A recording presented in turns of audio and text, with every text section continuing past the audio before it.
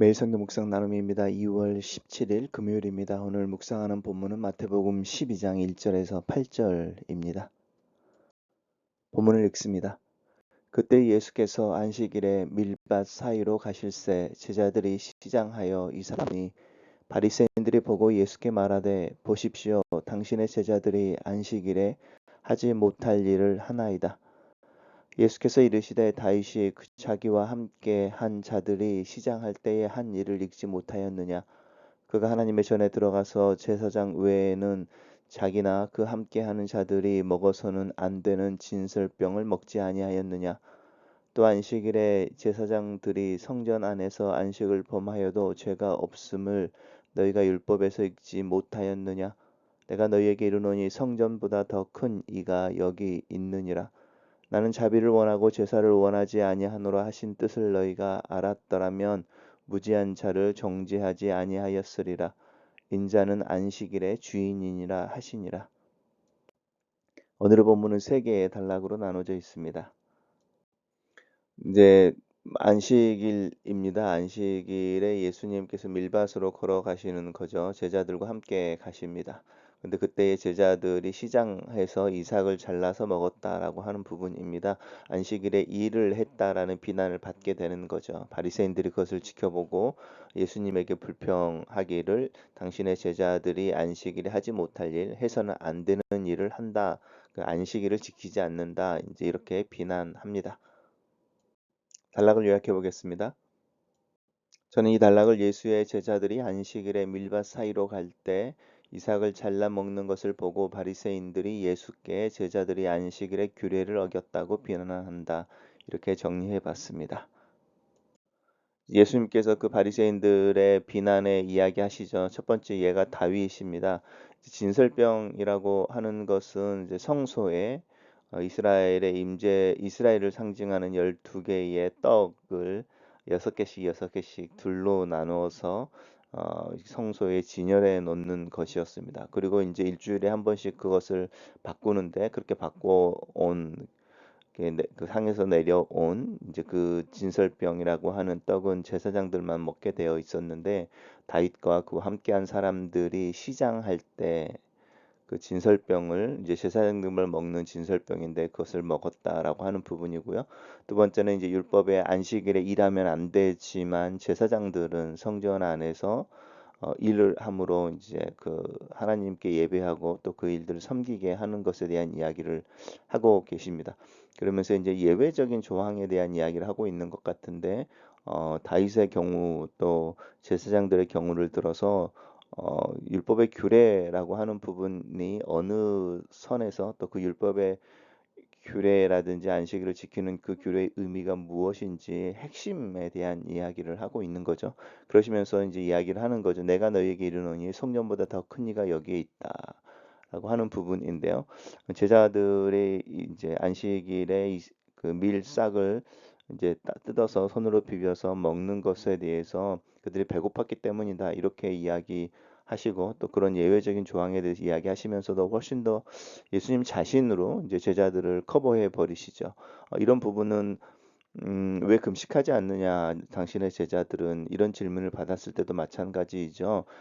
신랑의 친구들이 신랑과 함께 있을 때 혼인 잔치에서 그때는 그 잔치의 한복판에 있으므로 금식하지 않는다. 그렇지만 그들이 이제 그 신랑인 친구를 잃게 되어졌을 때 그때는 이제 슬퍼하게 되는 때가 있다. 이렇게 말씀하시면서 예수님이 그곳에 계시고 그 계신 예수님 때문에 이제 율법의 규례라든지 또 유대교의 어떤 관습이라고 하는 부분들이 멈춰지는 것에 대해서 이야기를 하십니다.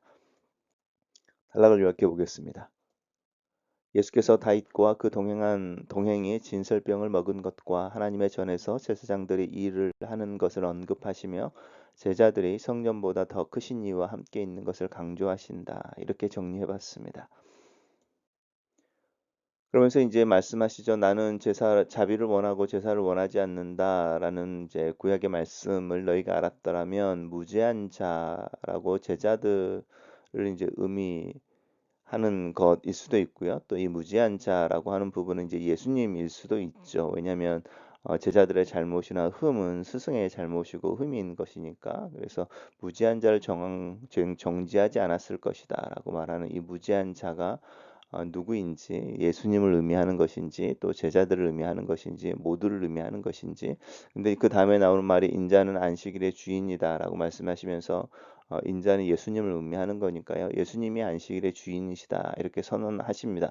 이 의미가 무엇일지는 우리가 좀 깊이 생각해 볼 필요가 있습니다. 요한복음의 고백처럼 안식일을 만드신 이도 주님이시다. 이제 왜냐하면 말씀이 하나님과 함께 계셨고 그 말씀으로 인하여 이제 천지가 창조되어지고 그 천지가 창조되어지는 맨 마지막에 만들어진 것이 안식일이니까 예수님이 안식일을 만든 존재이고 주인이다. 이제 이렇게 해석할 수도 있고요. 인자는 안식일의 주인이다라고 말씀하실 때에 그 안식일의 의미가 이제 쉼이고 회복이고 생명인데 그 부분들의 이제 의미들을 되살리고 또 그것을 실천해내는 분, 그 이제 원래의 안식일의 의미를 회복해내는 또 그것을 회복해내는 사람들, 이제 그런 부분, 이제 안식일의 정신을 실천해내는 사람들, 그 정신을 알고 있고 그 정신을 회복하는 이로서의 예수님, 이제 이런 의미인지 이제 여러 가지 의미를 생각해 볼 수 있습니다. 단락을 요약해 보겠습니다. 예수께서 바리새인들에게 무죄한 자들에 대한 정죄보다 긍휼이 중요함을 강조하시며 인자가 안식일의 주인이심을 선언하신다 이렇게 정리했습니다. 매성경 묵상 교재의 내용입니다. 예수님은 안식일을 은혜를 누리는 날이므로 배고픔을 채우기 위해 이삭을 잘라 먹어도 된다고 허락하시지만 바리새인들은 안식일은 모든 일을 멈추는 날이므로 이삭을 자르는 노동은 범죄라고 주장하십니다. 그러자 예수님은 다윗이 굶주림의 위기 속에서 율법을 어기고 성전에 떡을 먹었던 일을 상기시키십니다.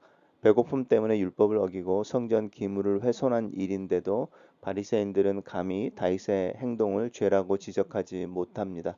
다윗에게 율법의 예외 규정을 행사할 권위가 있다면 다윗보다 크신 예수님께서는 더더욱 율법의 오해를 바로잡고 참 의미를 제시할 권위가 있습니다. 예수님은 또한 제사장들이 안식일 예배를 집전하기 위해 성전 안에서 노동을 멈추지 않고 있는 현실을 상기시키십니다. 그 당시에 곡식단을 묶어 성전에 바치는 제사가 안식일에 진행되었는데도 노동의 강도를 따지면 제자들의 이삭을 자른 것과 별반 다르지 않습니다. 안식일임에도 성전에서 행해지는 일이라서 적법한 것이 된다면 성전 그 자체이신 그 예수님이 행하시는 안식일의 일은 전혀 문제될 것이 없습니다.